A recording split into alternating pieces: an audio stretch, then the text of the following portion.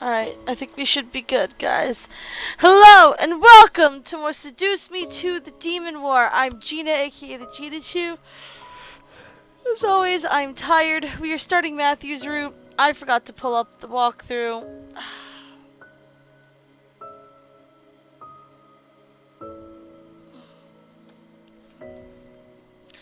Let me just pull it up real quick.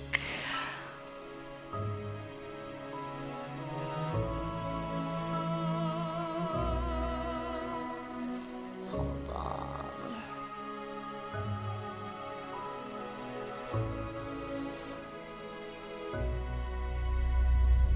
Here we go.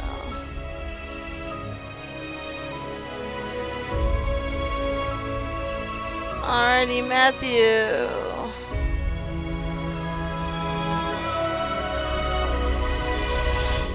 Ladybug Queen is here. What is up, Ladybug Queen? Alright, here we go. Hold on there! Whoa! Before you start the game, I need to ask you a few things. Don't want you getting lost, first of all. Have you read the first story, Seduce? Yes, we have. Oh, okay. Awesome. You do know this is Matthew's route, right? Yes, we do. Oh, awesome! It is All right Matthew's then. turn. Matthew's such a cutie, isn't he? I mean, not like he's a kid or anything. Hey, he'll kill you if you hear him say that. Where is my list of names for these guys? Wow. I'm completely unprepared for this tonight.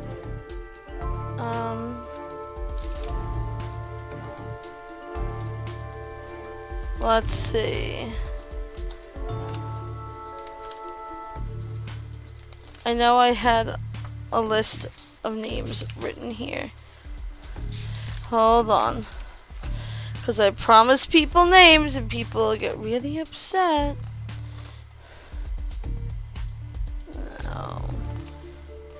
I'm the worst note taker in the history of the world, just so you guys know.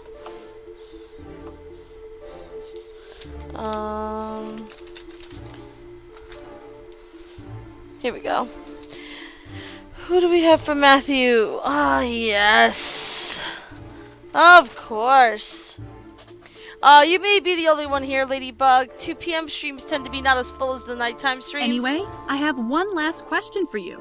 Some people like hearing the trigger warning. No, we don't need trigger All right, warnings. then. We're adults here. Just so you know, I Yeah, think we that can't should be do the everything. sex scenes. All right. Phew, that took a while. You forgot Yeah, something. goodbye. Alright. Anyway, This has gone And we on got a for lover's long trust. enough. I will not let them trap me in a corner like this. Oh, yeah, finally. We're getting... Azira, Ooh. Husband. you're still here. Why have you not left like the others? What do you want? Do you honor our marriage? I don't know. Did you honor our bond when you slept with that whore? Yeah, your wives don't like you, dude. You're a douchebag. I said, do you honor our marriage? Unfair question, asshole. I do honor it, unlike you. Then you still stand by our bond? Why are you asking me these questions? Oh, Because God. I need your energy. What? What do you... I'm giving you your physical form back. Uh-oh. You should be thankful. I believe it is Matthew's mom. What? What are you...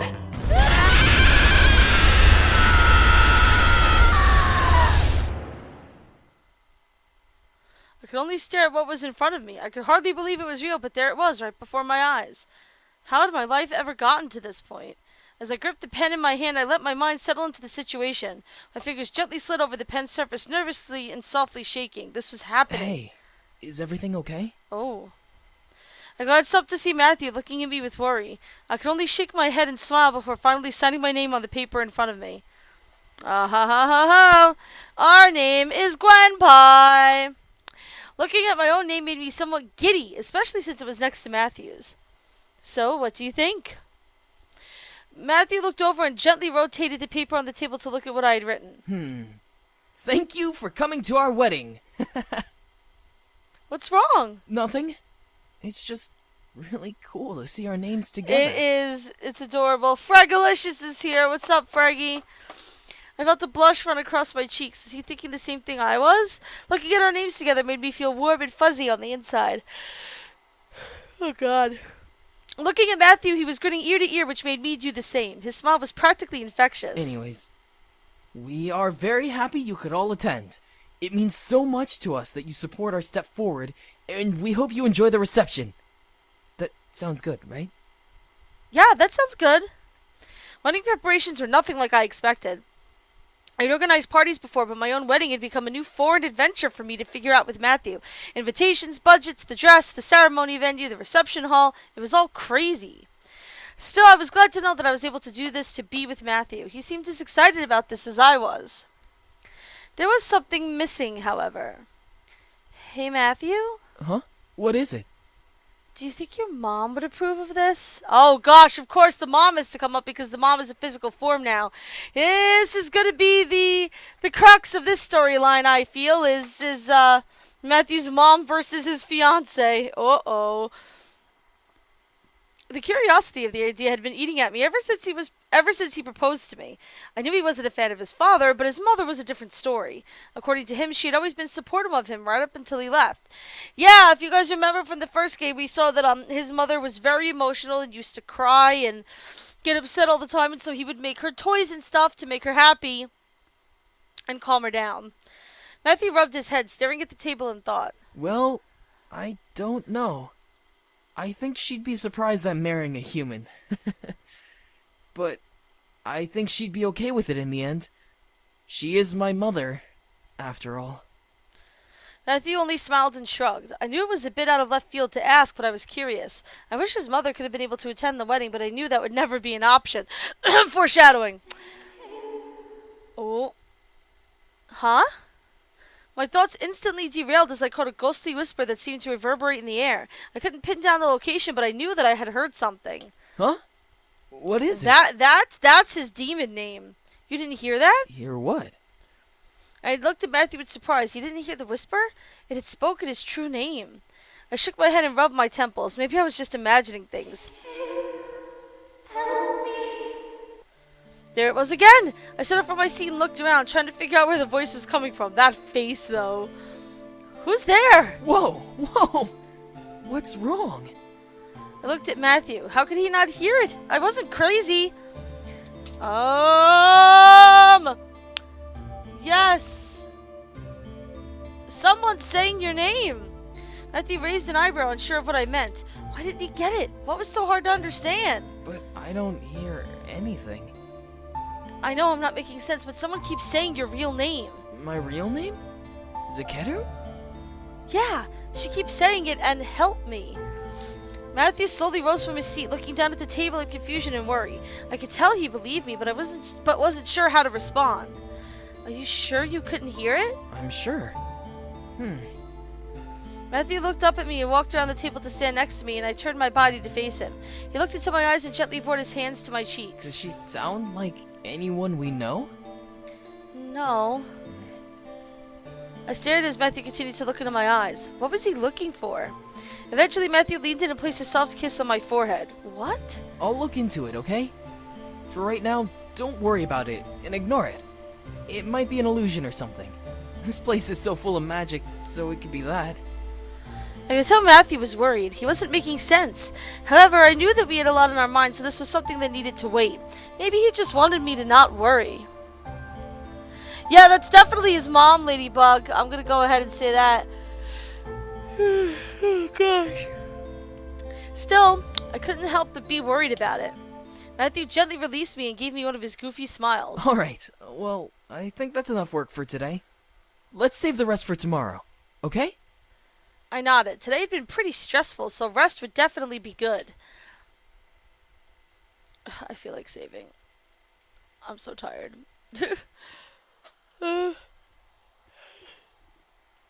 Matthew led me back up to our room and got ready for bed. I, however, watched as Matthew absently ruffled his hair. Despite his kid-like demeanor, he was still a man, and he was the one I was going to marry. What was even better about our love is that we both loved every part of each other. I couldn't stop gushing over his eyes, his fluffy hair, his kisses. He drove me crazy as he made me smile every day I spent with him. It didn't help that he was also sexy underneath the baggy clothes he wore. No one was privileged enough to see him bare, and I was the lucky woman that given that permission. A simple ruffle of his hair was enough to catch my attention, and I stared at him. I really loved him. A small fire burned in my core, letting me know of my sexual attraction to him, but I wasn't sure whether or not to go with my gut or just sleep. We have to sleep, unfortunately. We cannot watch those scenes. I shook my head. I truly wasn't in the mood to do anything but sleep tonight. My body definitely agreed. Yawning, I began to strip and get into my pajamas. Matthew did the same and turned to me with a smile. Well, ready to sleep? I couldn't help but giggle and nod. Matthew was just so darn cute sometimes. He grinned at me before jumping into bed and getting comfy, and I did the same. I, however, cuddled up to Matthew's chest, wanting him to hold me as we slept. He chuckled softly before wrapping his arms around me and holding me to his body. With a kiss on my head, Matthew bid me good night as I let sleep take over my mind.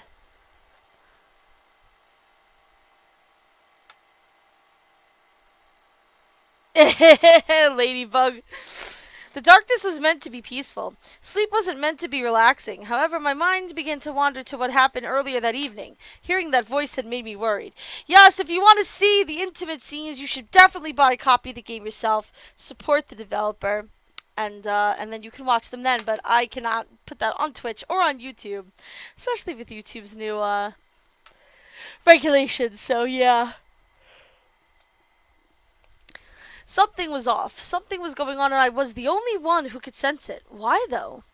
I let the darkness seep into my mind a little longer, unsure of what to think of it. Oh. What the? I opened my eyes and found myself no longer in my bed, but on a stone-cold floor staring at a high marble ceiling.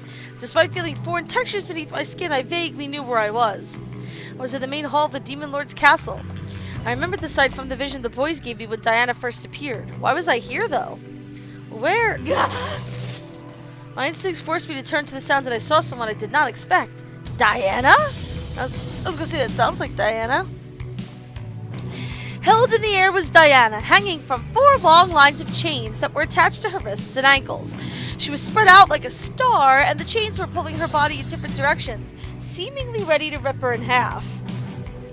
My mind couldn't fathom why she was in this illusion, if this was one. She looked so different, but I could tell it was her. Why was she in chains, though? Release me! Oh, I will. Oh, Matthew! Matthew's voice reverberated with a cold, demonic resonance, and it drew my eyes towards him in shock. There he was, sitting on the throne, practically lounging on it. He was still in his human form, but his eyes were glowing an unnaturally gold color. What was even more odd was that he was smirking at Diana. I had never seen him smirk like that, like he was enjoying seeing someone's pain. I'll kill you once I'm bored of this game. Your struggle is just so much fun to watch. I love his voice actor. Like, he could do both. He could do the sweet Matthew and also the mean Matthew, and I approve. You think this is funny, brat? Matthew glared as the chains pulled harder on Diana's limbs. I flinched from the sound of her body stretching, almost hearing the sounds of bones cracking.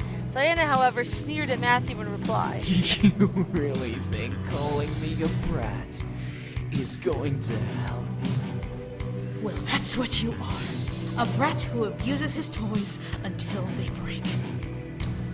I could only stare at the two, completely confused by what I was witnessing. I tried to speak out, but suddenly my voice disappeared before any sound could be formed in my throat. Gripping my neck, I looked down, trying to figure out why I couldn't speak. There was some sort of vice pressed through my vocal cords, not allowing me to mutter even a single sound. Its weight made me almost choke. However, I looked back up at Matthew, as Matthew gave a sickly, evil chuckle. That's right. I like to play with my toys until they're of no use to me. That's how toys work. Oh, his voice actor's phenomenal. Yes, toys. Remember, toys are his thing. He creates toys out of thin air and shit. Toys are very much his thing. This is what happens when you take someone whose toys are their thing and turn them evil. Matthew stood up slowly right from the throne, his lips curled into a devilish smile as his tongue ran along his upper lip. And when I'm done with them, I destroy them. And what of the human? Is she just another toy? Oh. I looked at Diana, seeing her move her head to look at me, before turning back to Matthew in realization. I was physically there. I wasn't just watching the event, I was a part of it. Matthew looked back at me and his face shifted to an innocent smile. My heart desperately clung to the possibility that he wasn't as evil as he was presenting himself to be. His smile pulled at my heartstrings, giving me hope that he was just playing some sick joke. She's not just a toy. My heart dropped in my chest. Matthew tilted his head cutely, giving me a disgusting feeling of adoration and fear from the sight. Never had I imagined feeling like this while looking at the one I loved, yet here I was. She's my favorite toy. Aha! I can't break the toy that I have the most fun with.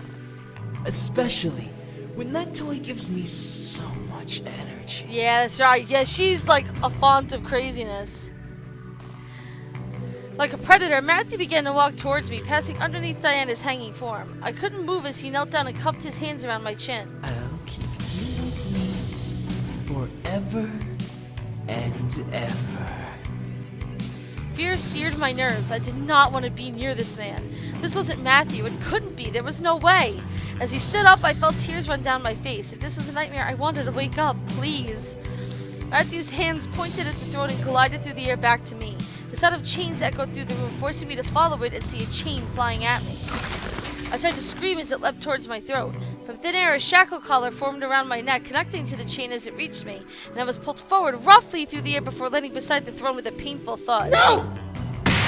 Diana screamed as a large cage suddenly formed around my body, making me its prisoner. I scrambled to my knees and gripped the bars surrounding me, now frightened beyond compare.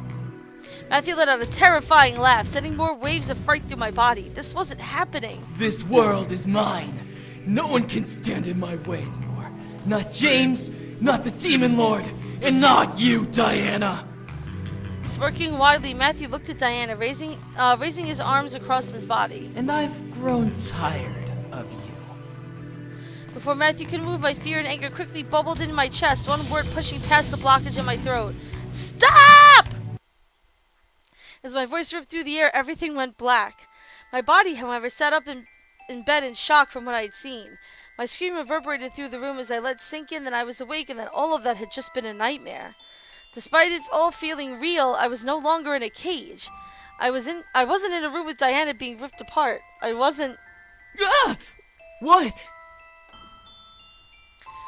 I shot my head to the side to see Matthew in bed with me, sitting up beside me and rubbing his head.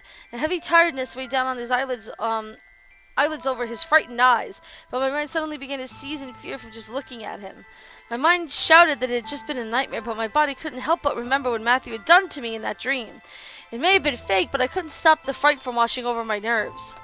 Tears formed in my eyes as I stared at Matthew. I wanted to know that everything was fine, that I really was more than just a toy for him, but my voice wouldn't let me speak without bawling. Matthew quickly rubbed his eyes and stared at me, his concern obviously deepening at seeing me in tears. He slowly raised his hands to embrace me, but I flinched away, causing him to freeze in place. Whoa! It's okay. It's alright. It's just me. Matthew's voice tried to warm over my fear, but my feelings were still conflicted, despite my brain knowing better. He continued to stare at me, waiting for me to relax. I could only meet his gaze warily with both fear and sadness. Hey, I'm gonna hug you, okay? That's all. My heart wanted to believe him. I had to. He couldn't be as sadistic as my nightmare had depicted him. I nodded and Matthew slowly began to wrap his arms around me, hugging me to his chest. There we go. It's okay. I began to melt into Matthew's arms, finally feeling the fear disappear from my body. I pressed my face into his shoulder, shaking in remorse as the panic drained away. I'm sorry. Matthew simply rocked me in his arms and nuzzled the side of my head with his. He occasionally planted a kiss over my cheek and shoulder, reminding me of his love and that everything was okay. His breath became a tempo for me to follow, letting me relax and feel his love all around me. Bad dream, huh? Yeah, tell me about it. Yeah. Matthew gave me a soft squeeze, snuggling up to me, and I gratefully snuggled back. He would never hurt me. I couldn't let this be affected by a nightmare. Hopefully he wouldn't ask about it. Hey, whatever the dream was, just know that everything will be alright, okay? It was just a stupid nightmare. Whenever you wake up, I'll be right here beside you, ready to make it go away. The way he said it so confident made my heart flutter in my chest. He truly cared for me, and that was something I adored about him. He loved me, and I loved him in return just as much. I nodded and nuzzled his shoulder, warming into his embrace further. Matthew smiled and kissed the top of my head. As I closed my eyes, he gently laid us back down onto the mattress and helped me shift to lie against him, making his chest my pillow. Thankfully, the nightmare didn't return that night. I was left with a warm embrace and a peaceful slumber until the morning rose. Even in the days that followed, the nightmare didn't come back. Neither did the mysterious voice. Interesting.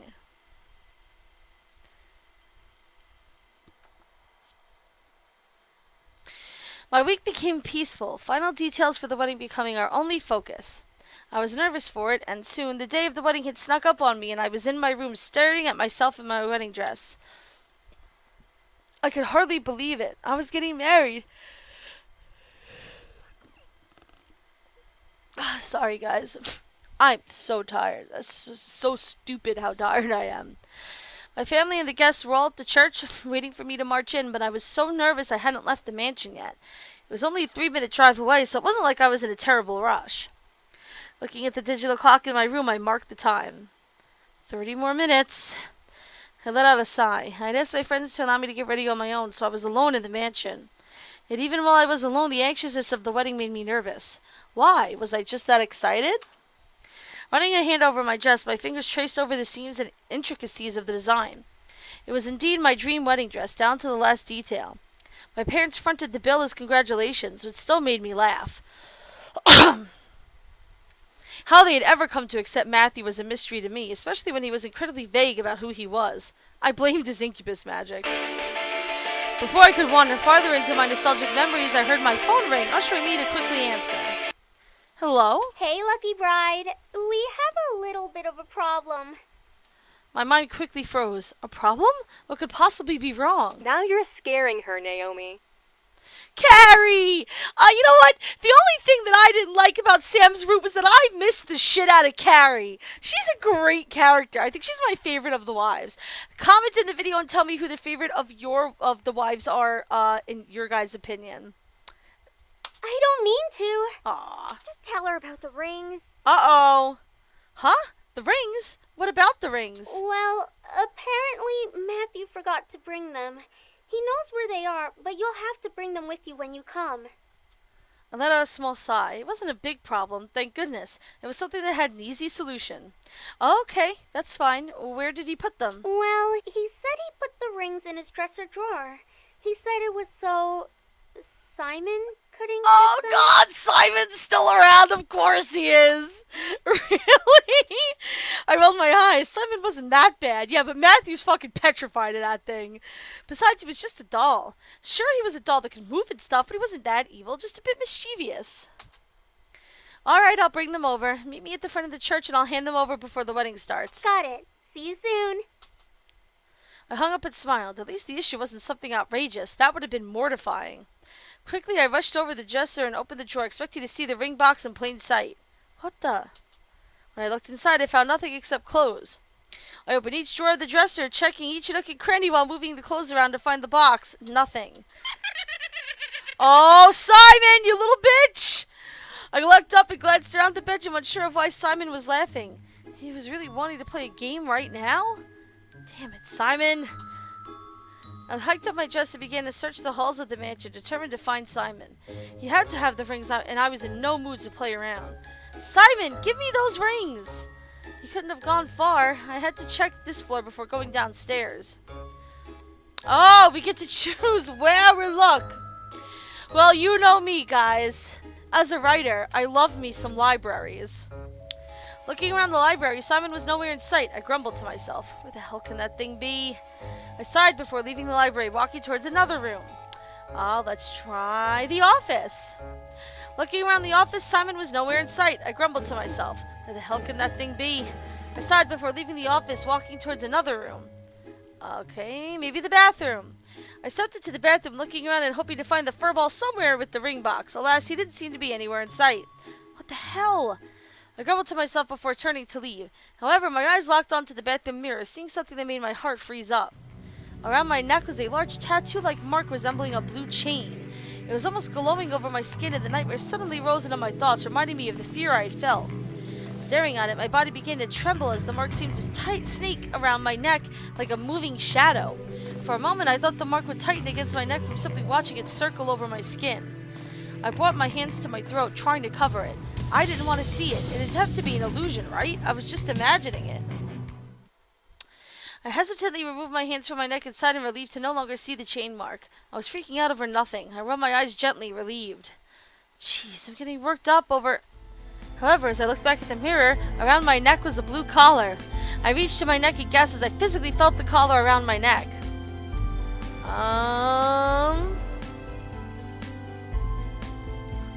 Let's try to close our eyes. I closed my eyes. This was a mistake. This had to be a dream. I was dreaming and I needed to wake up immediately so that I could find the rings and get married. Please let this be a dream. As I opened my eyes, I locked my eyes onto the collar that was still around my neck. My mind began to launch into a frenzy. Why was it there? At that moment, a word came up in my mind. I wasn't sure how it got there or why I thought of the word, but it appeared in my thoughts as if it was exactly what I was thinking about. My fingers began to tingle slightly as it resonated in my mind. As I opened my mouth and let it fly from my tongue, I felt my body slightly warm in reply. Salvo. The collar, somehow responding to what I'd said, began to quiver around my neck before fading into black mist and disappearing into the air.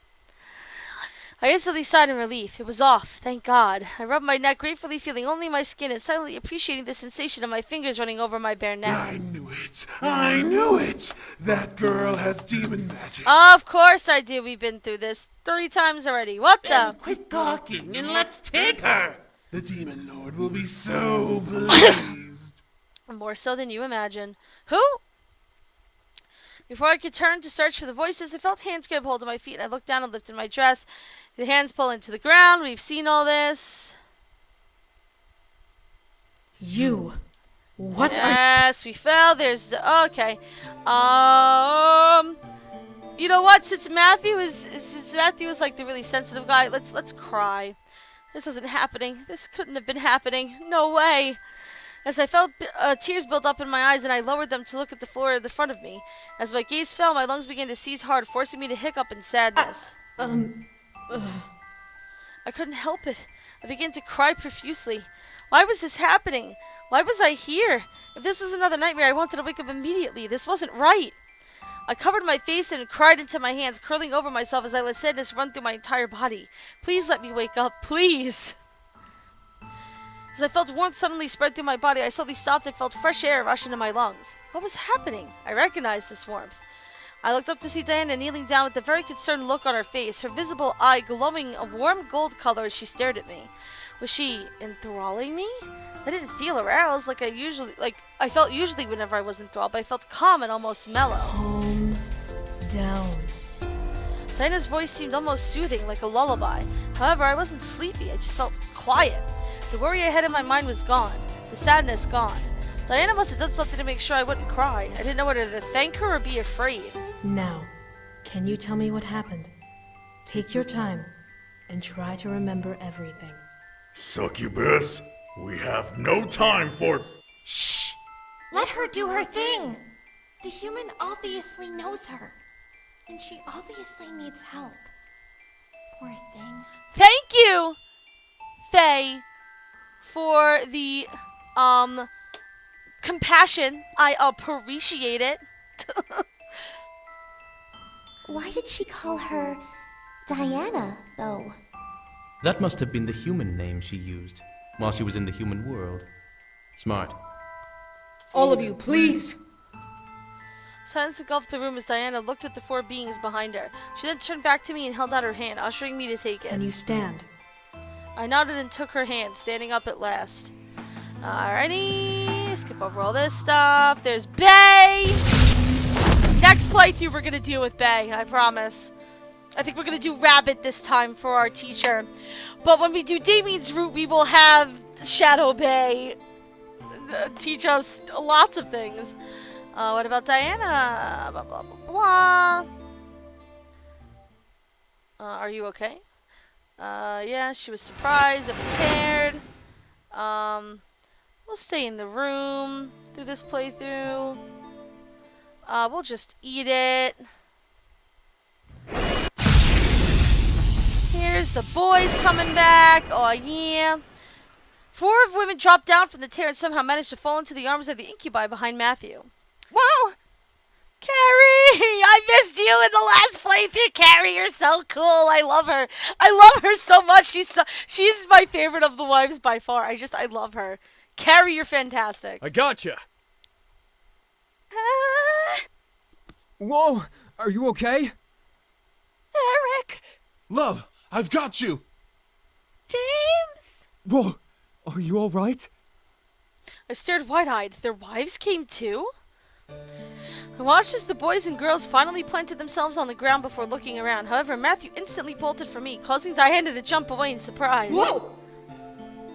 Matthew wrapped his arms around me and I instinctively tensed up from being charged at before taking in his scented physical form. He was here. I wasn't dreaming. He had really come for me and he was here holding me. Are you okay? Are you hurt? I'm fine. I almost couldn't believe it, but I wrapped my arms around Matthew's torso, pulling him tighter to me as I took in one more whiff of his scent. However, before I could melt into his arms in relief at his presence, he was forcefully dragged backwards. Hold it! Hold it! Hold it! Whoa! Huh? I watched as the fairy figure gripped Matthew's hoodie and roughly pulled him away from me with an angered face. Wait, hold on! Matthew!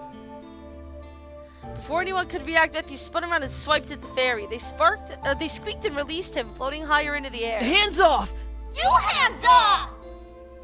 I quickly rushed over and held Matthew's hand, waiting to bring his attention away from the fairy and back to me. I assume we're supposed to kiss him. Of course we are. I reached up and grabbed Matthew's face, pulling him to me and kissed him. His eyes stared in shock before he melted against my lips and held my head in his hands, kissing me deeper. I closed my eyes in sync with his as I lowered my hands and wrapped them around his shoulders. I was beyond happy to feel him again. At that moment, I didn't even care how he had found me. I was just happy that he was there with me again. Unfortunately, Matthew and I couldn't stay close for long. The fairy shouting caused us to pull apart to look at them. He has the same aura as the Demon Lord! They all do. Rubbing her head and glaring at the fairy, Diana stepped up, crossing her arms and rubbing her temple. Well, he is the son of the Demon Lord. Yeah. That's not what I meant! I'm saying... Uh-oh. Uh-oh. Is of all of the guys that could potentially turn into the evil of the Demon Lord, even though we had that terrible nightmare about James, in the beginning of James's route, is Matthew the one we really need to watch out? It's always the quiet ones, guys. It's always the quiet ones. Leahy comes and goes, what is this malarkey? This malarkey is the 2 p.m. weekend streams around here. This is a visual novel called Seduce Me to the Demon War. You're more than welcome to hang out. Otherwise, tonight at 7 o'clock, I'll be streaming Skyrim, so you can always jump back in then if you like. Come on, let's get you home. Matthew took my hand and tugged me towards his brothers. However, this time Diana stepped in front of Matthew. I'm afraid she can't leave. And why not? She's been cursed. She can't leave this plane without dying. But if you wish to kill your bride to bring her back to the human world, then be my guest. Wow, Diana! You love Skyrim. Well then, stop by again at 7 p.m. Eastern tonight, man. I'll be happy to have you there. Matthew glared at Diana and stepped in front of me protectively. Why should I believe you? Alrighty, Leahy. Thanks for popping in. I'll see you later. It's true, Matthew. The Demon Lord cursed me, so I can't leave. I placed my hand on Matthew's shoulder, causing him to turn his head and look at me in surprise, his expression more from anger to sudden fear. What? You can't be serious. We are, but don't worry. We plan to kill the one who cursed her soon enough. When? 1 week's time. 1 week? Oh, here we go with the freaking out over the time. Where is this number coming from, Succubus? It's coming out of her ass, Shadow. Oh gosh, the trap of the curse, the trap of the curse. I don't care which one.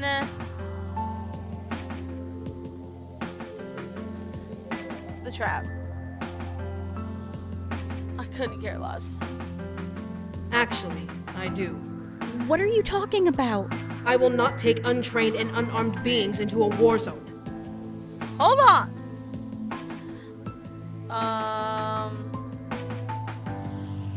We can fight too. We understand completely. We do as well.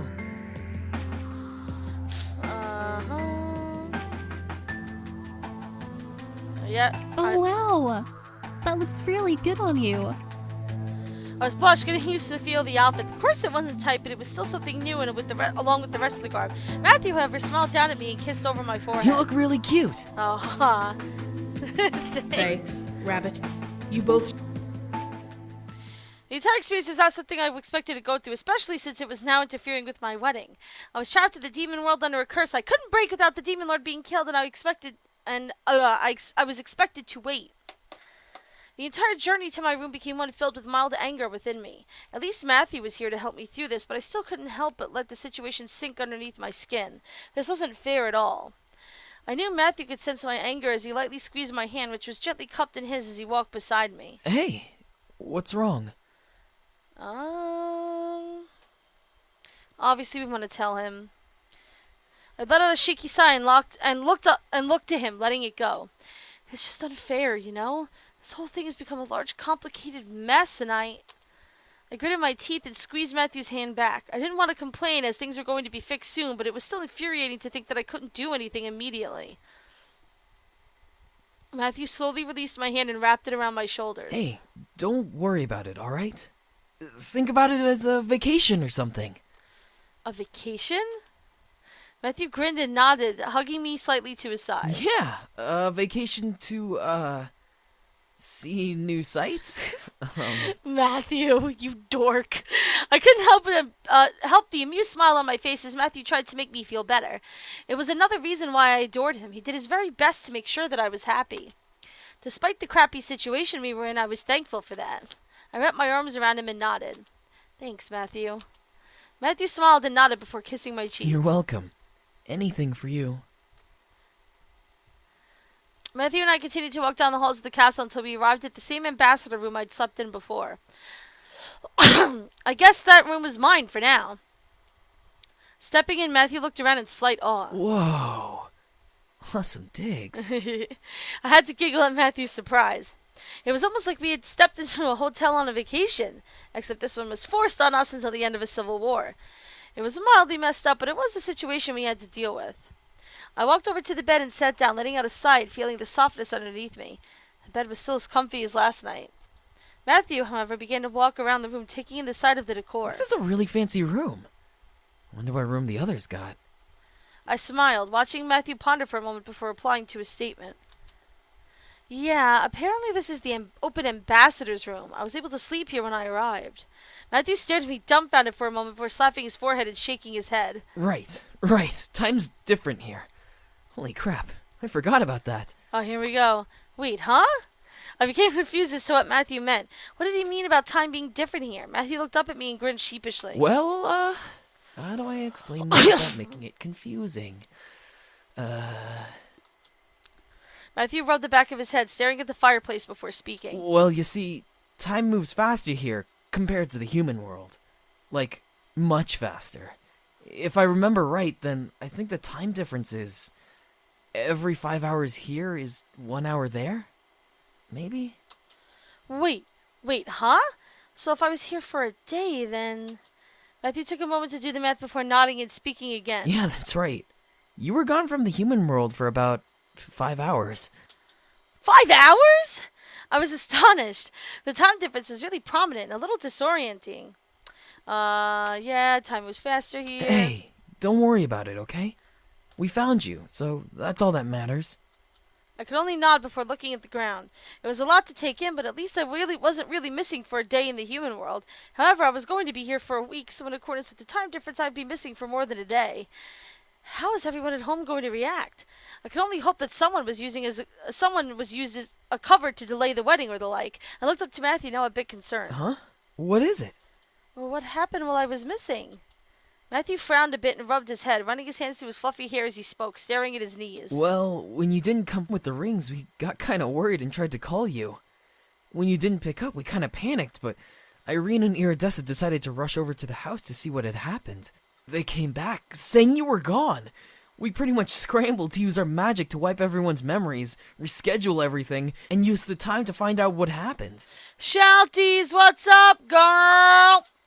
Matthew pressed his lips together, most likely remembering what he felt during my absence. I felt bad, but there was nothing I could have done to stop it. Matthew shook his head and continued. I guess we have to thank Simon for finding you. Without him, we wouldn't have figured out what happened. Really? Simon? Matthew nodded before stuffing his hands in his pocket and pulling out the infuriating stuffed animal. Of course he brought Simon here. Simon blinked a couple times before looking up at me and giggling like he usually did. that laugh.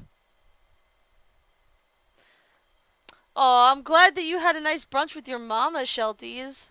I miss my mom. Simon! Simon jumped from Matthew's hands into my arms and crawled up onto my shoulder, becoming immobile like a doll once he settled between my neck and shoulder. I gave his head a little pat before looking back to Matthew. Well, he was the one that hid the rings. I had to find him. I know, but after you were taken, he helped us pinpoint where you were, and bam! Here we are. Matthew chuckled a bit as he ruffled some of Simon's fur. I guess this little fur ball was useful after all. I could only smile before leaning over to kiss Matthew's cheek, making him gasp slightly. Huh? At least you found me. Soon we'll be able to go home and get married like we planned. It gave me a little hope to let the thought sink in. Despite the terrible situation we were in, we would soon be able to go home. I was positive we would win this war and everything would work out just fine in the end. Matthew seemed to agree, nodding as well with a smile. Yeah, well, Ladybug Queen, I am not surprised that Simon likes Anderson more than Matthew, because Matthew badmouthed him from the moment that he was created. And, you know, at least Anderson is, you know, like, he's not a bad guy. He's just a little mischievous. Like, she understands him a little bit better, so I'm not surprised that he likes Anderson. Also, country fried steak sounds delicious, Shelties. Yeah. We'll go home soon. Matthew wrapped his arms around me and nuzzled the side of my head, making me softly giggle. My body felt relieved to have him near me, causing me to wrap my own arms around him. My heart was jumping with joy regardless of the situation we were in. Simon took the cue to hop off my shoulders and quickly skittered across the floor and up to the fireplace mantel, resting on it with the decor that sat upon it. Matthew, however, soon released me and fell back onto the bed, feeling its softness. Man, it's been so long since I felt a demon bed. What's the difference from a regular bed? Matthew grinned up at me and crossed his hands behind his head, lounging back on the mattress. Well, demons don't sleep in this world, so we get very comfy beds just so we can lay back and relax on. Wait, demons don't sleep? Yeah, they mentioned that in other routes. Nah, we're too paranoid that people will kill us in our sleep. Then how the heck do you function? Energy and food. As long as we have both, we can pretty much be awake 24/7. That the way that Matthew seemed relaxed about the whole thing made it seem like being here. A part of me was curious on whether or not he liked being in this world more than the human world, but I had to remember he went to the human world of his own accord. Besides, he was ready to marry me and live his entire life in my world. Matthew stretched out and let out a groan before relaxing on the bedsheets, letting out a small yawn. Oh, I'm tired. Don't make me yawn, Matthew! God damn it!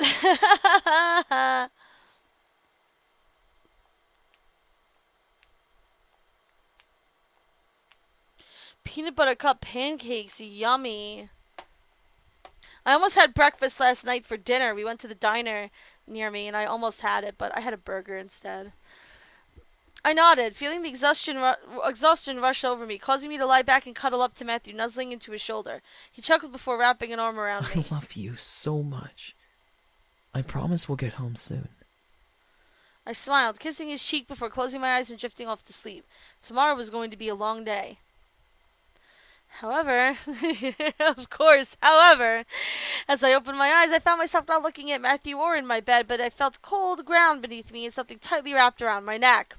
What the? Oh, hey, we're back in that fucking dungeon thing.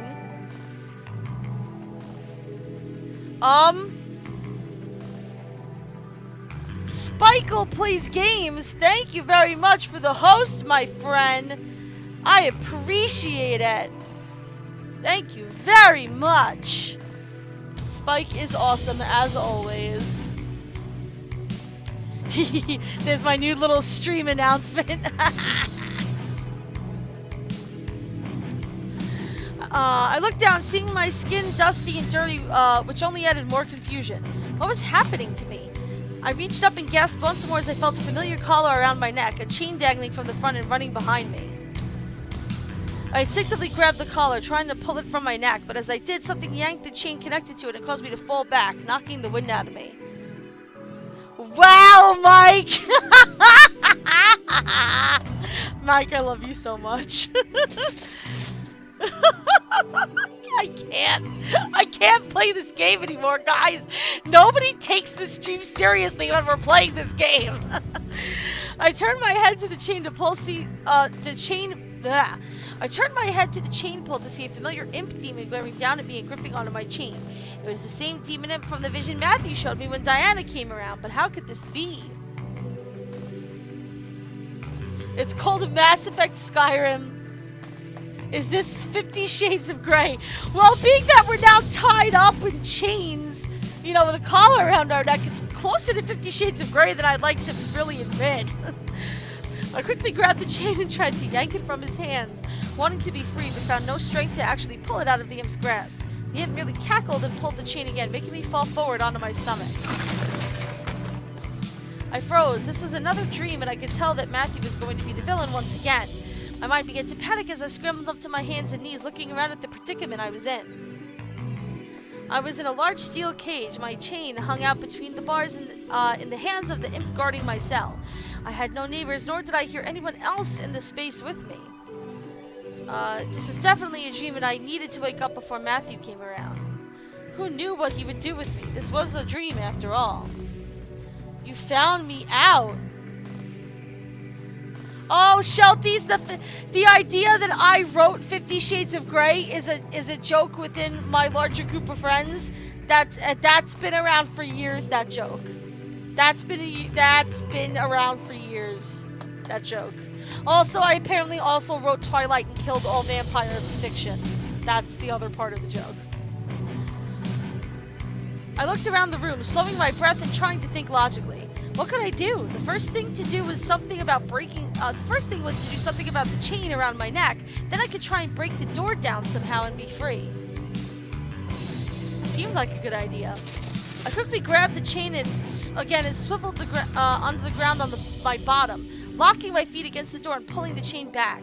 I managed to get some purchase, and luckily the imp couldn't manage to pull me forward from my struggle. Ooh, shit. Twilight is the greatest anime. Good job, Mike. Twilight is a horrible sham that calls itself literature when it's really just like terrible words vomited onto a page. Just don't even get me started on that shit. A large bolt of red lightning suddenly traveled down the chain and shocked the collar around my neck, causing me to release a soundless scream. My body became electrocuted in red light and energy, sending waves of pain through every part of me.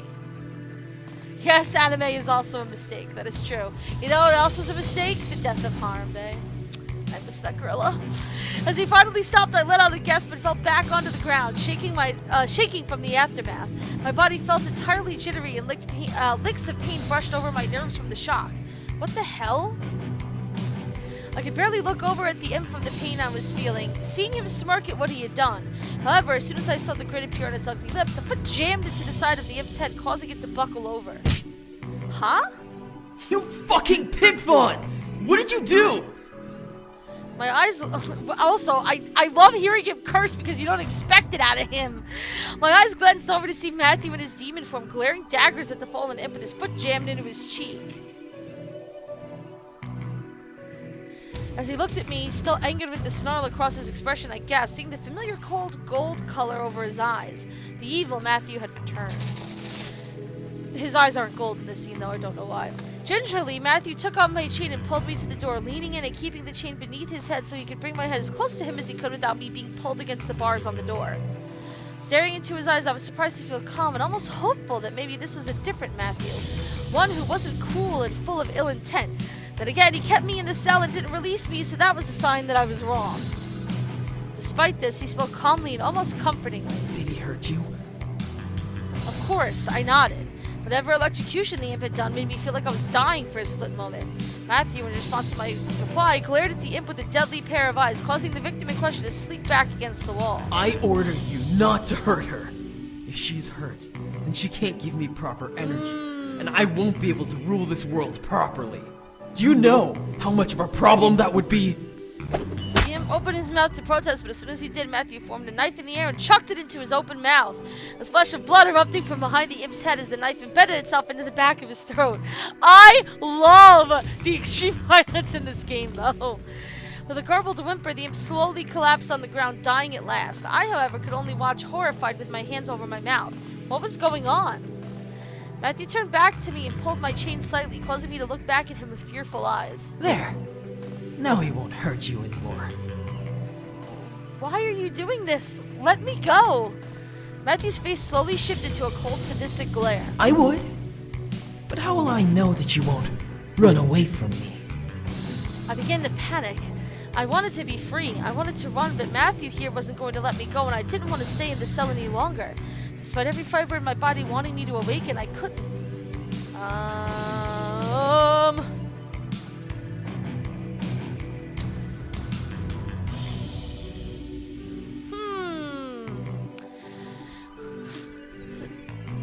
Well, God.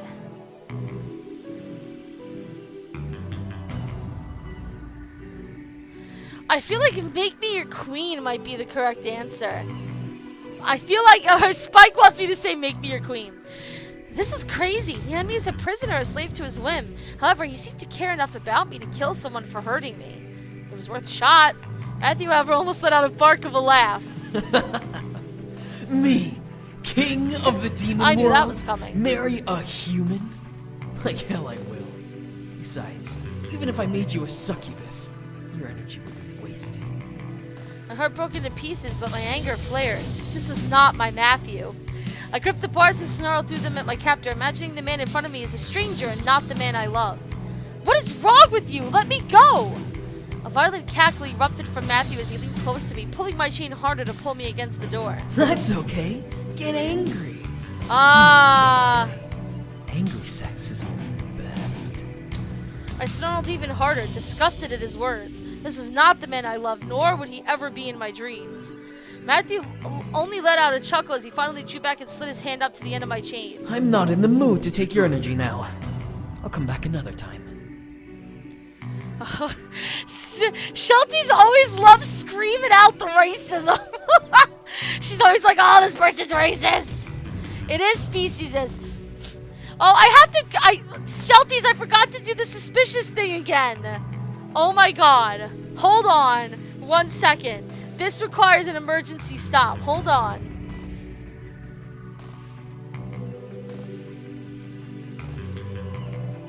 Hold on. I'm gonna fix this right the fuck now.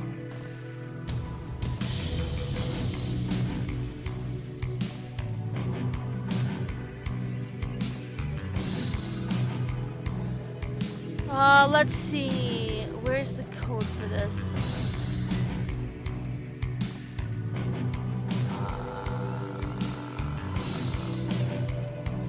Here we go. Okay.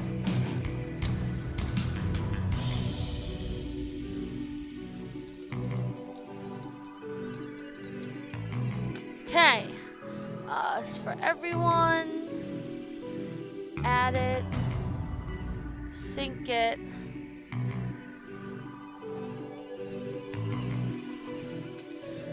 Alrighty, Shelties. You should be able to use it now. The suspicious command officially exists. Irony that quote came up now of all times. Okay.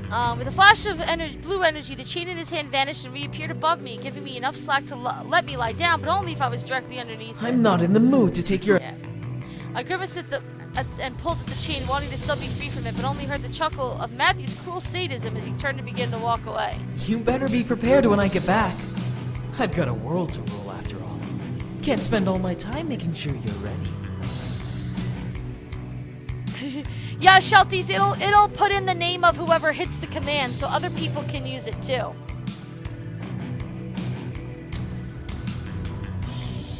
Yeah, you're gonna be using that one a lot, I think. A violent quake ran through my body and I began to struggle harder, making him laugh as he left the hall and out of my sight. Let me go! Let me go! Shelty's impression. Hashtag Shelty's impression. I shut my eyes tightly, pulling in tight and tugging as much as I could. Despite it being to no avail, I screamed once again, this time breaking the illusion around me and waking up at last.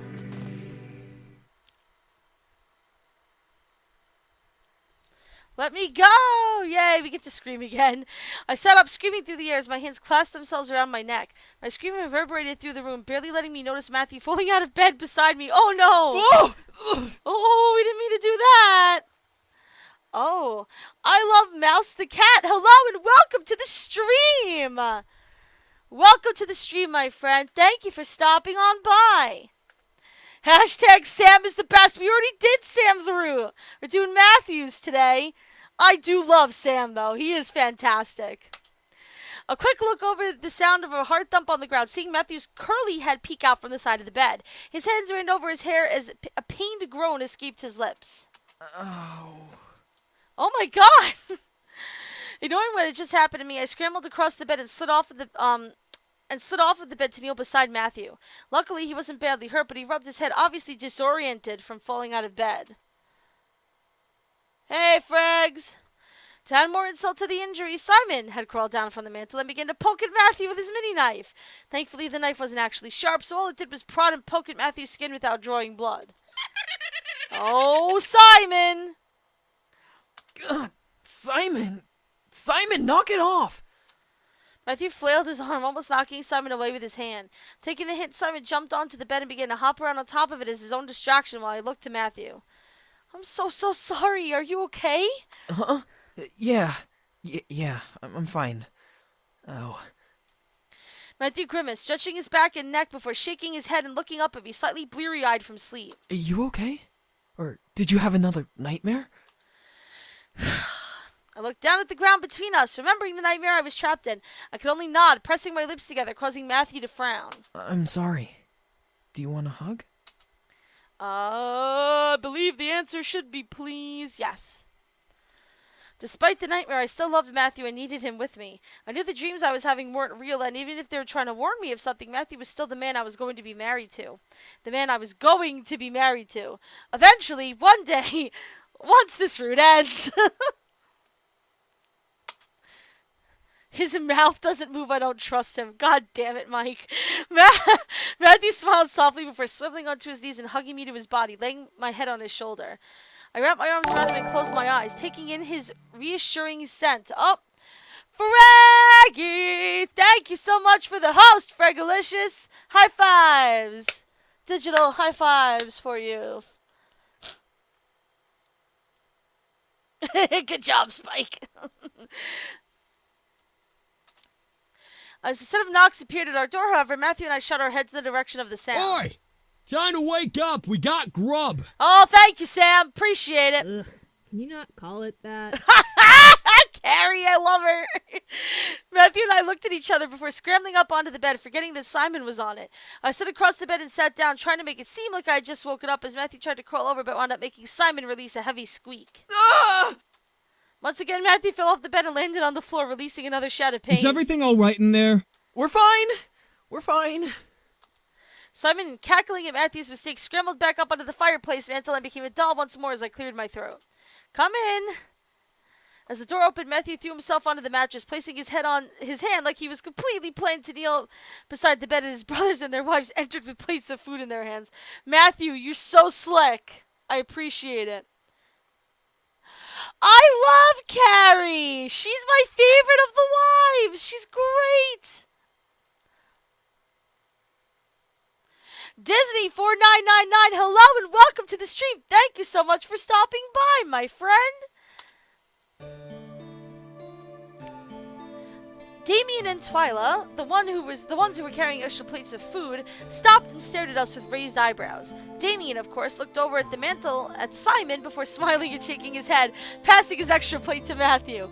This motherfucker and his mind reading. I can't wait to see how that plays into his route. His route's the one we're doing next, by the way, guys. Thanks, bro. You're welcome, Matthew. Here you go. Oh, thank you. Twyla placed her extra plate in my hands and smiled before walking over to an empty space with Damien and eating. On the plates were sliced fruits, bread, cheese, and some sort of jerky. James and Sam, however, were the only ones who didn't start indulging in what was on the menu. So, we have less than a week to prepare for the Demon Yeah, Lord. we do.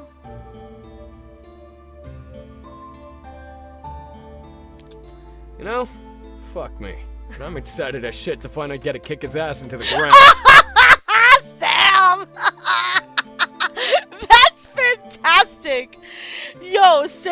past two just makes me so happy. Oh my gosh.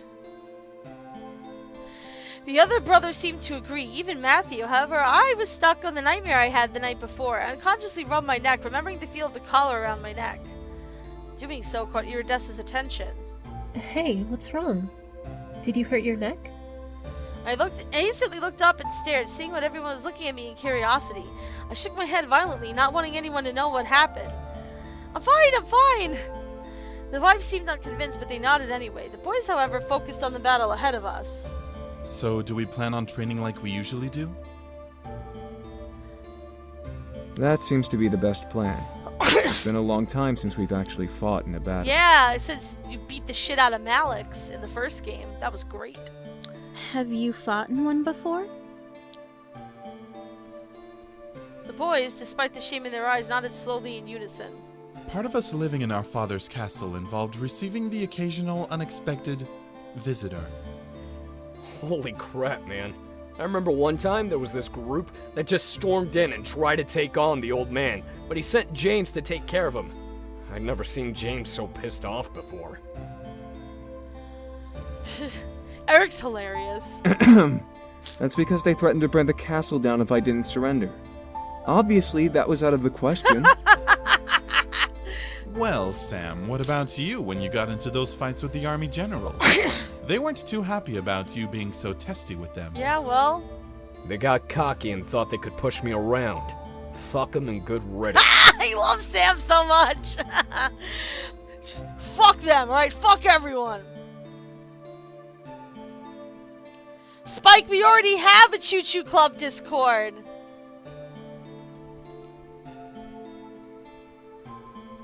The more I listened, the more the battle stories seemed more about James, Eric, and Sam. Damien obviously stayed out of fighting, but what about Matthew? I looked to Matthew, seeing him simply eat his food, staring down at his plate. Did he have nothing to add to the conversation? Let's see. Let's see what's up. What about you, Matthew? Matthew looked up at me in surprise, a piece of jerky wedged between his teeth and lips. Huh? I fought back, giggling at the sight, but as everyone turned over and looked at Matthew, I relaxed a bit and waited. I was curious to see if Matthew had any stories of his own to tell. To my surprise, Matthew swallowed the jerky in his mouth and shook his head. No. Self-voicing innate. Whoa! Sam's self-voicing disabled. Wow, what the fuck was that? That must be a, that must be a Renpai thing. No. I wasn't the fighting type. Never have been. Really. Yeah, he's not that kind of guy. My mind flashed back to him fighting Malix and how he managed to not only duck and dodge Malix's gun, but also made Swiss cheese out of the devil in question. Why would Matthew lie? I'm sorry, but we beat the shit out of Malix ourselves a couple times, so I don't think we did so in Matthew's route in the first game, though. Sim scoffed and spit into the fireplace, making us all look over at him. What a crock of bullshit, Pipsqueak. Wow. Bullshit? What the hell is that supposed to mean? Don't fucking play dumb with me. I remember you massacring an entire gang of Vince because they looked at your mom funny. I was the one who had to clean that shit up. Wow. I suddenly went wide-eyed at Matthew, who in turn stared right at me with a fearful frown on his face. He got into fights here? I guess it was expected of a demon to at least get into one fight in their life, but Matthew and Massacre? No, it wasn't like that. It wasn't me. Like hell it wasn't. Dude, shut up! Make me! I will! Sam and Matthew jumped out of their seats and marched at each other, slamming their foreheads together and snarling, fire burning in each other's eyes. I quickly rushed up and pulled at Matthew's arm, trying to bring him back to the bed. Matthew, calm down! Sam, knock it off! Despite Carrie also pulling Sam's arm, neither of us could pull our incubus away from the other as they battled each other with their eyes. The air in the room became full of tense energy until suddenly both of the boys were swatted over the head. Fuck! Ow! Both of you! That's enough! This is becoming like the Three Stooges now. I looked up to see James, holding the fist that he used to sock his brothers with a glare painted all over his face. Matthew and Sam looked up at their eldest brother, both irritated at being hit, but silent enough to know not to talk back. I have a feeling, Shelties, that the suspicion might come from maybe the idea that Matthew probably has more anger and fight in him than you would think.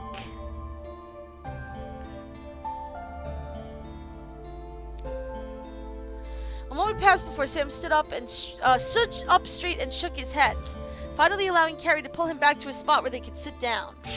Whatever. Matthew, on the other hand, straightened up and continued to glare at James, almost in defiance. Something sparked in his eyes, something that made me worried, so I pulled his arm back, trying to catch his attention. Hey, come on. Matthew finally looked at me, slowly receding back into his normal gaze before nodding and rubbing his head over the newly forming bruise while sitting down beside me. Well, this is an interesting family reunion. Oh, Diana! Diana's voice suddenly made us all turn to the door, seeing her and Sarah in the doorway with Diana leaning against the archway. As she pushed off and stepped in, Sarah followed and closed the door. Can we help you? Possibly, if you all want to survive this war and go home. Especially you, my dear. Diana looked over to me and crossed her arms under her bosom. What did she mean? Diana ran a hand through her hair and looked around the room, pressing her lips into a fine line. Okay, all this stuff, blah, blah, blah.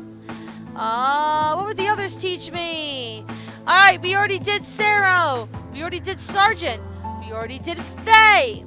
We're gonna shave Shadow for Damien's route. Why? Because I feel like, I don't know, it just vibes better. I feel like Rabbit is a much better story companion for Matthew's route of all people.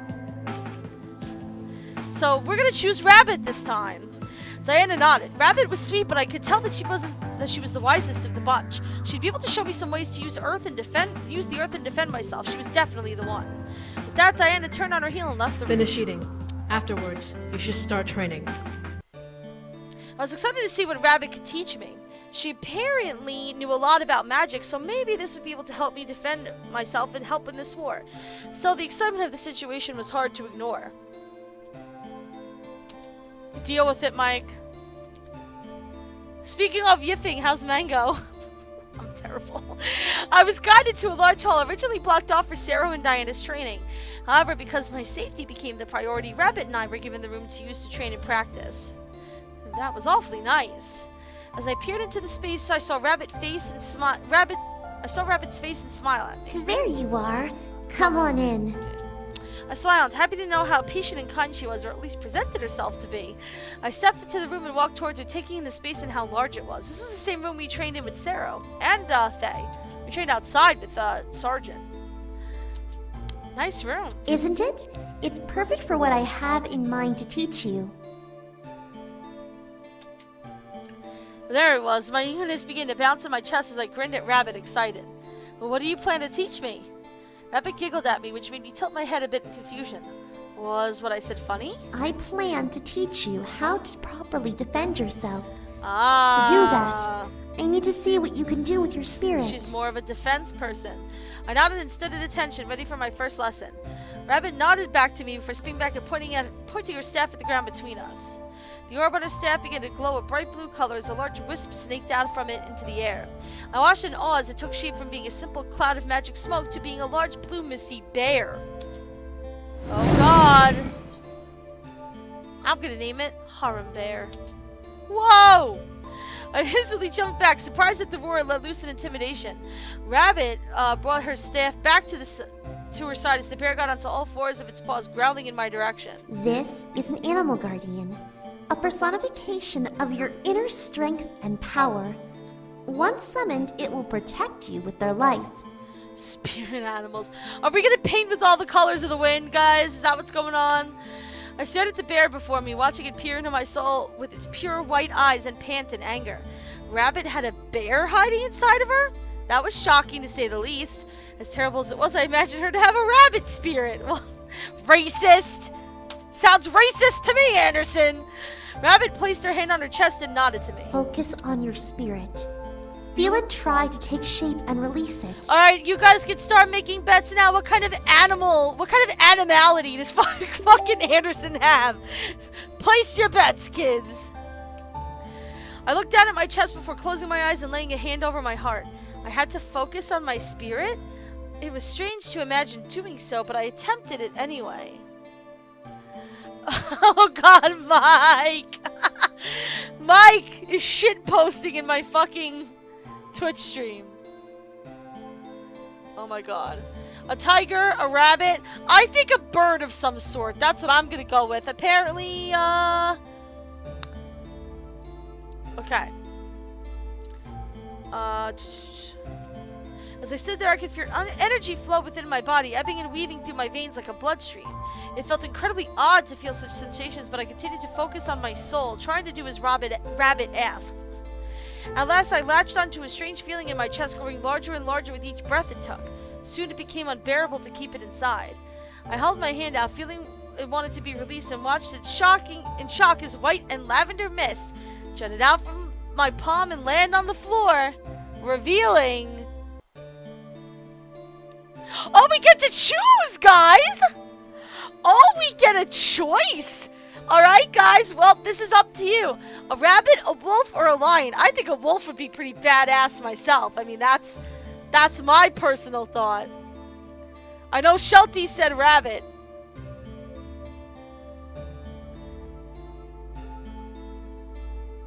And Mouse the Cat said a tiger or lion. Lion is on the list.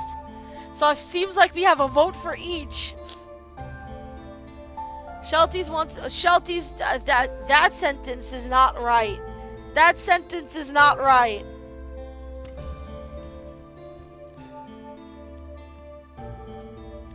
Well, you know what? Since Mouse the Cat is the newest member of our group here today, I'm gonna go with Mouse the Cat. And I am going to say, no. Shelties. Oh gosh, and the new person said a wolf. You guys are hilarious. Okay. I'm gonna close my eyes.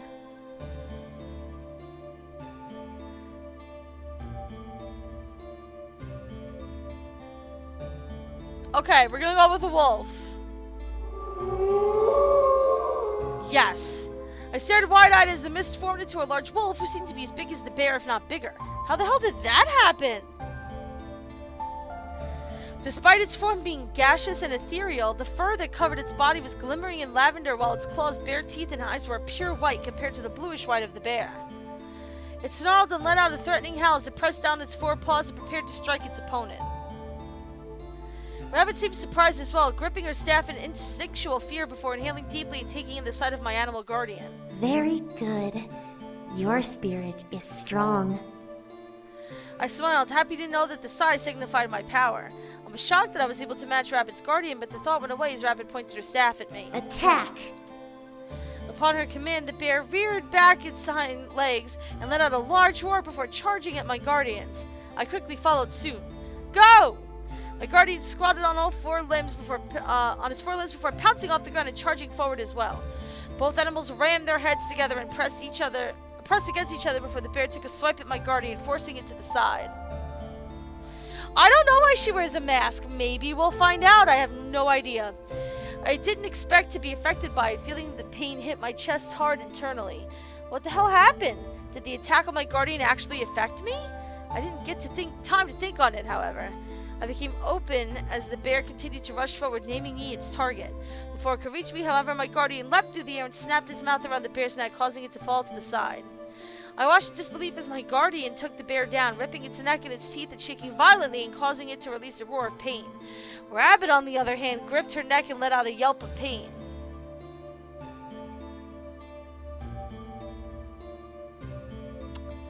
No, it's all right. So I'll mention this only because it's been a while since it's been brought up.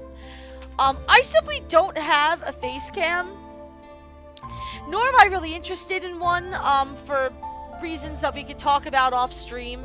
But suffice it to say that I feel like it would only distract from the stream. Rabbit! I couldn't say any more before my wolf became victim to one of the bear's claws slamming into its body, forcing it off with a whine. I felt a deep jab in my shoulder, the same spot where the wolf was hit, causing me to grip my arm and rub over the pain. The bear got up onto its feet, as did my guardian, and they snarled at each other, circling one another to wind up with the bear torn up with the bear back in front of Rabbit and my guardian in front of me. I was astonished at the event, straightening up and taking in what had happened. Rabbit let out a pained smile before tapping the staff beside him. The bear, who was growling before, stopped and simply kept a cold eye on my guardian, remaining in place as Rabbit stepped up beside it. This is the power of an animal guardian. They obey and protect, but they are still connected to our spirit. What pain they feel, we feel as well. I see. I grimaced, calling for my guardian to stand down as well. While it seemed really cool and effective for protection, if the animal guardian became mortally wounded, the same would happen to me, or so I assumed. Rabbit lifted her hand and rested it on the bear, showing that the guardian had physical weight, and patted over its fur. However, we can only feel its pain. We do not bleed or die if our guardians are attacked and killed. It is a lot of fun, Mouse the Cat. It's good stuff. Fox Enigma, it's been a while. What's up, my friend? That's a bit of a relief. Rabbit rubbed her neck and smiled at me. I will say, your guardian is quite strong for having never been summoned before. Yes, it's Spike! Hold on one second.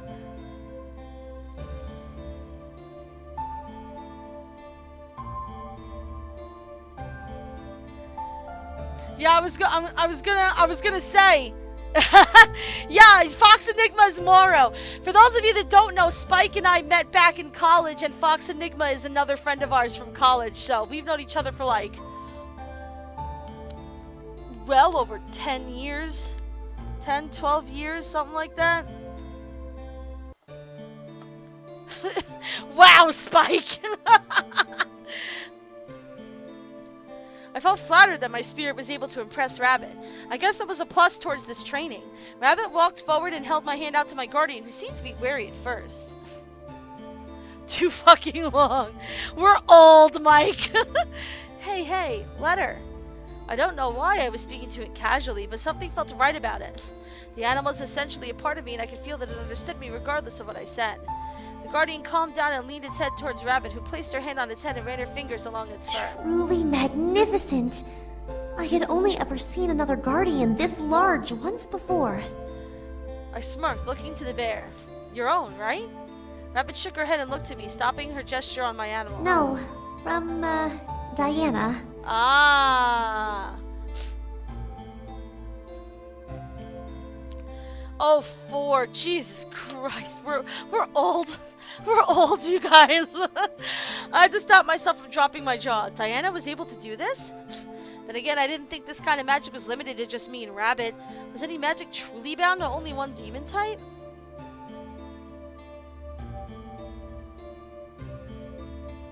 Oh, that's cool, Maro. Good to hear. Rabbit acknowledged my facial expression with a slight smile. She has a very powerful guardian. I'm surprised she doesn't use it. That's because I don't need to. Hey, Diana! Rabbit and I turned our heads to see Diana by the doorway, smiling at both of us. As she walked in, she observed our animals and nodded, visually impressed. I assume everything is going well? Great, actually. Look at the size of her animal guardian. That's awesome, Mouse the Cat. That's awesome. Oh, you're in NYU. I live on Long Island, so I'm not far from you. Diana walked over and sized up my animal with her eyes, nodding in agreement with Rabbit's excitement. Quite impressive. I expect good things to come from this training. Yeah, I think this training is going to be badass, y'all. Oh, God. Did we ask her what her animal guardian was? Why not? Diana looked over at me in slight surprise before smirking a bit and bringing up 2 fingers near her head. As she swung them to point at the wall, a purple mist flew from her fingers and spiraled in the air before landing, it slowly forming into a purple and black panther. Oh, I think that fits her perfectly, actually. It snarled as it took shape and swung its gaze over to the room and its inhabitants.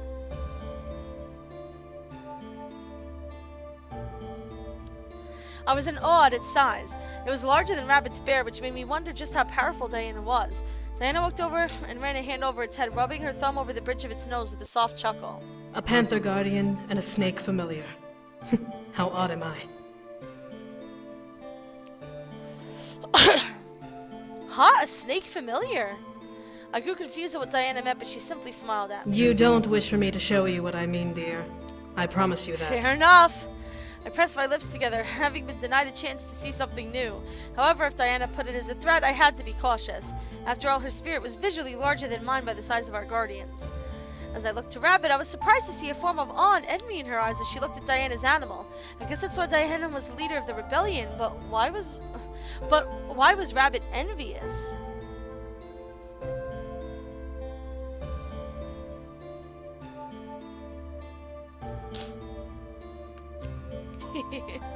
Diana whirled her guardian away, causing it to fade into the air like a cloud of smoke before turning back to me. Well, if you don't mind, I must get back to work.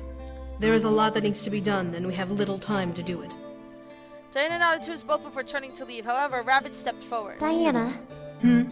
May I speak to you in private later, after I have finished training her for the day? I naturally furrowed my eyebrows. What was she wanting to talk about with Diana? Diana seemed confused as well, looking back to Rabbit, but nodding nonetheless. Of course. I'll come here when you are finished. Thank you. Diana gave one more nod before turning back and leaving the room. I looked to Rabbit, curious as to what they had to talk about. But if it was important to speak in private, then it was a matter I should keep my nose out of. Rabbit shook her head and smiled. Well now, where were we? Yeah, all the demons have vocal filters on them. I rolled my shoulders and looked to our two animal guardians, seeing them wrestling on the ground, patiently waiting for us. Were these really only used for battle? I looked back to Rabbit, curious to know the answer. Hey, Rabbit? What is it? Are these guardians only meant for battle and defense?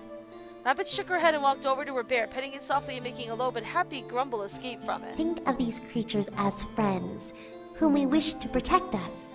A rabbit demon such as myself would benefit greatly from a bear companion. Both the bear and Rabbit looked at me, hoping I understood. I looked to my own animal, confused to why I was able to imagine what mine looked like. The intricacies of this magic seemed over my head, but I accepted it for now with a nod and slight understanding. Until night, we trained furiously, using our animal guardians to show me how to use them, what commands to say, and how to conserve my energy. By the time I left, however, I was exhausted. Alright, guys. My throat is starting to hurt. I feel like I'm dying. So I think I might call the stream early and stop for a little bit because I don't know if you could hear it, but my voice is starting to get a little gravelly. I don't know if it's my allergies or what. It might also be because I'm super thirsty and I haven't eaten anything today and like 5,000 things. I don't know. But anyway, I think I'm gonna end this stream here. But tomorrow at 2 p.m. Eastern we'll pick up. I'll stick around in the chat as always. For those of you who are new that don't know, tonight 7 p.m. Eastern we're streaming again. We will be playing Skyrim tonight, which I know Shelties is extremely excited about. But thank you guys so much for watching. And I will hang out in the stream. Like I said, I'll hang out in the chat. We can chat whatever. But for now, I will talk to you guys later. Bye.